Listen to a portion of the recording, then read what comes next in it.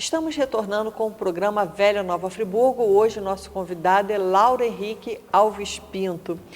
Seu Lauro, o senhor participou do desfile, né, da 16 de maio, o senhor estava elegantérrimo. Eu pedi até a Luana para colocar umas fotos do senhor no desfile. O senhor foi flagrado, né, no desfile, charmosíssimo. Por isso que eu pedi até para o senhor vir com a mesma roupa, o mesmo terno, né? E aí também o senhor desfilou junto ao Clube do Trem, né? Eu fui duas vezes. Desfilou 2 vezes, com a Euterpe e com o Clube do Trem. Com o Clube do Trem. E o senhor anda assim sempre elegante aqui em Friburgo, sim, né? Sim, sim. Com o seu chapéu. O seu chapéu é original? Daquela palhinha original? Esse aqui é o palheta. Palheta? Entendeu? É diferente do palhinha. O palhinha é aquele mais fofo, vamos dizer. Esse aqui é duro, né? Chapéu duro. O senhor sempre usou chapéu assim ou não, você teve esse uso estilo? do chapéu, papai gostava muito de usar chapéu. Não é que ele fosse militar, ele, como militar talvez sentisse falta. Até ele sentia, porque ele não tinha muito cabelo. E eu tenho bastante ainda. ele disse que o cabelo dele era mal distribuído. Mas, enfim, ele então estava sempre de chapéu. E o papai é um ídolo para mim até hoje. Uma pessoa que teve uma carreira militar assim, absolutamente fantástica, compreendeu? A carreira dele era na sombra. Seu pai chegou a ter o título de marechal. Sim, foi. Que é dado só em épocas de guerra, não é isso? E aí ele foi para a reserva como marechal. Como marechal. Então, ele teve uma quantidade de comandos assim. Qual era o nome dele todo? Lauro Alves Pinto. Alves Pinto. O Lauro Miller, famoso Lauro Miller, né? Ele vem a ser tio do nosso ex-prefeito José Eugênio Miller. Exatamente. Não é isso? Exatamente. Que foi o brilhante, o senhor doutor José Eugênio Miller, foi uma das figuras mais brilhantes da nossa coisa. Ele, inclusive, na época, ele foi escolhido, depois que ele deixou aqui, para ser presidente do Banco do Estado do Rio de Janeiro. Exatamente, né? É isso mesmo. O banco que veio a ser o BEG, depois fundiu-se com o BEG e o Banerj, e que foram os grandes responsáveis pelos financiamentos dos viadutos, dos túneis do Rio de Janeiro. Deve ser ao José Eugênio Miller, que é a rua onde eu moro. Só é vizinho nosso ao lado do estádio do Campo do Friburgo. É isso mesmo. Dali, né? Seu Lauro, o senhor gosta... Eu só estava contando uma história antes. O senhor gosta de sair para o banco da praça e um dedinho de prosa, né? O senhor chegou a fazer um trabalho com isso, né? De conversar com as pessoas. Como é que foi isso? Olha, conversando com as pessoas, eu comecei a entender o lado B da história. E por isso surgiu essa história da estátua, porque a praça está repleta de estátuas. E eu vejo que as pessoas, mesmo os moradores daqui, não fazem a menor ideia do que aquelas estátuas representam. Entendeu? E eu ficava pensando, olha, você bota uma estátua aqui e é como um mausoléu, quase. Aquilo é como se fosse uma sepultura, compreendeu? Você sepulta a pessoa em pé ali e ela fica desconhecida, continua desconhecida. Porque não tem uma história que cerque, né? Uma educação do patrimônio histórico. Você vai à Europa, entendeu? Na França você tem que visitar o tombeau de todo mundo lá, né? O Père Lachaise? Do cemitério? Lá não no cemitério não, é lá no Panteão. Ah, tá. Né? Você vai lá ao Panteão e aí você tem todos os literatos, tem tudo aquilo. Aquilo tem uma relação com a vida. Não é apenas o túmulo. E aqui, aquilo tudo vira um túmulo. Mesmo em pé, mas é um túmulo, né? Um túmulo da vida da pessoa. Então você não sabe o que aquela pessoa representa. Mas eu sei que aquele sujeito aqui do lado, por que ele veio para cá, por que ele está aqui, por que ele fez, o que ele mora, como é a família dele. Na conversa coloquial, na hora do almoço, sei lá. Você senta na praça, sempre tem uma pessoa que senta do seu lado. Isso sempre puxa uma conversinha, né? Sempre puxa uma conversa.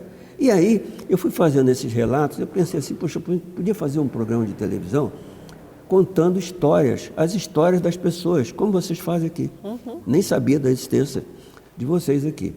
Então, e aí eu pensei, eu tenho um piano de cauda em casa, eu posso convidar uma das minhas grandes pianistas brasileiras, e ela viria, porque ela mora aqui em Niterói, e viria com prazer, combinamos e tal, se seria possível, uma vez por mês, fazer uma visita de 1 hora e pouco, e tocar alguma coisa.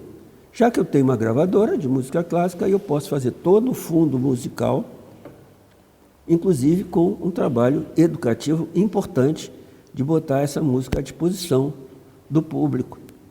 E junto com uma história real, evidentemente sem citar a fonte, né? Assim, aquilo, vamos escrever um texto em cima daquilo, um enredo, né? E a música vai fazer parte dessa história. Então vamos escolher um repertório qualquer que eu já tenha gravado, que a gente possa colocar ali. E 3, 4 minutos de alguém tocando piano. Posso ser até eu também.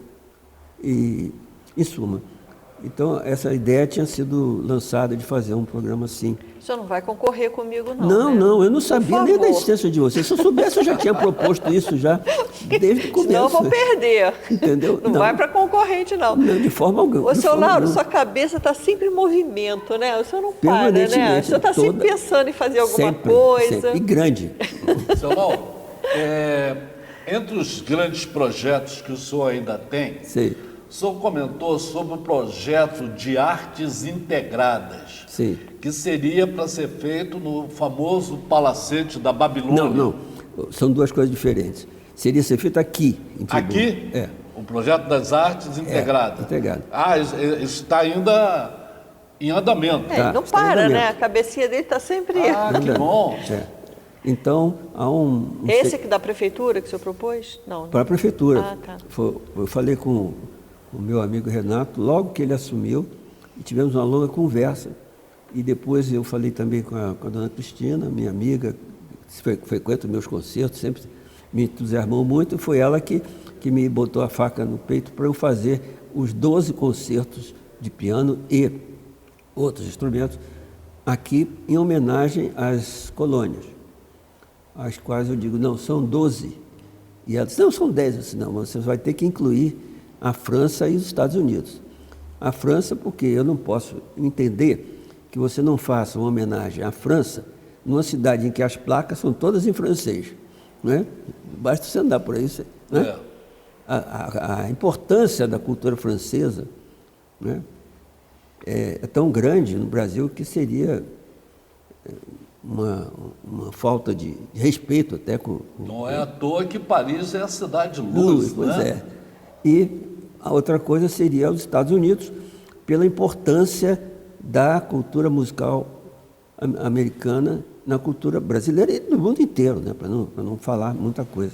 Então, eu quando faço meus concertos aqui, eu toco preferencialmente o quê? Canções, porque são aquelas canções que ficaram esquecidas, que hoje quase ninguém ouve, e eu gosto muito de tocar as canções. Onde o senhor faz os concertos do senhor? Eu dei preferência ao fórum. Ah, É um local sim. menor, é mais íntimo. Né? O senhor faz de vez em quando concertos no faço. fórum. E então tem essa tarefa. O antigo fórum que é Casa de Cultura, que chama, Casa né? de Cultura, Casa de hoje, Cultura, só para as pessoas ali, entenderem. Porque o fórum mesmo é na Vilagem. É lá embaixo. Então,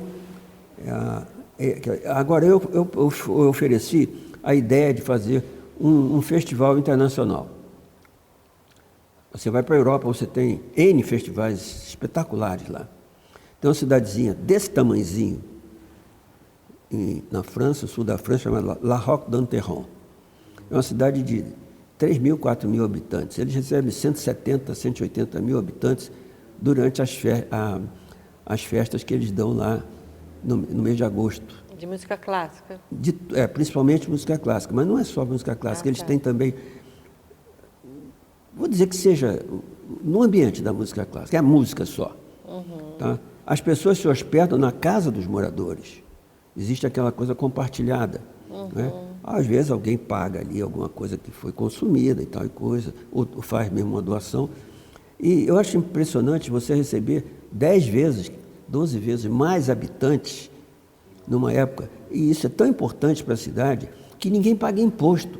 Pelo contrário, a prefeitura local, a mairie, subvenciona as pessoas para melhorar as suas casas, para darem mais espaço, entendeu? É o contrário. A temporada nossa de inverno, né, desse frio gostoso de Friburgo, tinha que ser aproveitado para grandes festivais mesmo, né? Mas eu cheguei à conclusão, como estrategista, que o período ideal aqui não é o inverno, é a primavera, onde não está tão quente e o inverno já foi embora. Mas o carioca gosta do frio, sim, né? mas não daquele frio de 1 grau que deu 7 vezes na minha casa no ano passado. Eles gostam desse frio, né? Não, Friburgo não está preparada para o frio. Você vai em qualquer lugar, mais ou menos dessa mesma temperatura na Europa, todas as casas têm calefação. Essa semana nós tivemos 2 recordes no estado do Rio. Na segunda-feira deu 2,5 em Salinas, né? E depois, novamente, no dia seguinte, na terça, ontem, né? Hoje é quarta, é 4,4. Quer dizer, foram 2 temperaturas baixíssimas, né? Em terras frias. Em terras frias, né? Do terceiro distrito de Nova Friburgo. Né? Você vê que, então, o que me... Mas põe uma calefação lá no seu apartamento, seu Lauro. Não, eu tenho até eu carrego para um lado, para o outro. Porque o senhor é carioca, né? O senhor deve sofrer muito com essa época. Não, eu de sofro, frio, mas né? não é por causa disso, é por causa que eu mantenho um peso ideal, né, para não ter problema de saúde. E graças a Deus eu nunca tive aqui um resfriado, né? 2 anos e meio. Né? E a minha dieta completamente balanceada e... Toma um vinhozinho nesse frio? Não, eu até tenho vinho em casa, gosto de vinho, mas raramente eu tenho assim, interesse de... Agora, é claro, todo mundo me convida para tudo, né? Parece que eu sou uma pessoa assim que... como se fosse o il buffone, que se usava na Toscana antiga, né? Eu tenho uma paixão pela história da Toscana, eu conheço cada detalhe daquela história. E eles tinham lá... Eles elegeram, olha, eu propus... Mas o senhor, onde o senhor está, o senhor faz o ambiente, né, ficar mais alegre, mais descontraído. Com certeza, eu fico muito feliz de poder proporcionar isso. Porque eu digo o seguinte, com 78 anos que eu tenho, ninguém me dá emprego, então eu não tenho salário, né? Eu sou obrigado a ir às festas, não para comer... o sanduíche de mortadela, não, mas pelo prazer de ir, compreendeu? Mas eu, de qualquer maneira, eu não faço nenhuma extravagância que dependa de tirar algum dinheiro que eu não tenho, porque o INPS me paga, eu recebo líquido R$ 673 por mês, o que não dá para comprar o café, né? Então, se eu não tivesse sponsors, pessoas que me ajudam, né? Minhas filhas, e etc., eu não teria como me manter aqui. Manter o né? padrão. Mas certo. Eu mantenho, num alto padrão, você vai lá em casa a qualquer hora, eu faço geleias, em suma, eu tenho... Fico imaginando o senhor em casa. Seu Lauro, vou só fazer um breve intervalo e daqui a pouco a gente retorna com o seu Lauro aqui na velha Nova Friburgo.